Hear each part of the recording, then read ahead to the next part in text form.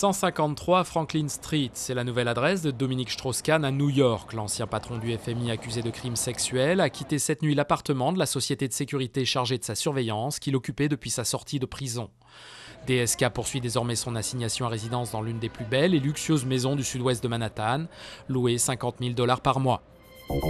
Les puissants au chevet des révolutions arabes, réunis à Deauville jeudi et vendredi, les chefs d'État et de gouvernement du G8 devraient apporter un appui financier aux démocraties naissantes, tout en cherchant à s'entendre sur des pistes de sortie de crise en Libye et en Syrie. Le renforcement de la sécurité nucléaire et la succession de DSK au FMI sont les autres principaux points au programme du sommet. Des produits de la mer contaminés près de Fukushima, des tests effectués au large de la centrale endommagée révèlent des taux de radioactivité supérieurs à la limite légale. Greenpeace s'inquiète particulièrement de la concentration d'iode radioactive détectée dans les algues. Les autorités japonaises affirment que les courants et les marées devraient rapidement diluer la radioactivité dans l'océan.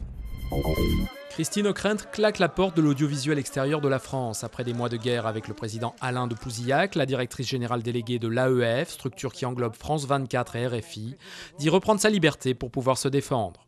En décembre 2010, le personnel de la chaîne d'information internationale avait voté à 85% une motion de défiance contre elle.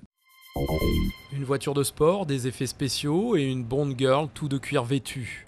Londres a vécu une présentation du dernier livre de la saga James Bond, digne de l'un des films de la série mettant en scène l'agent 007.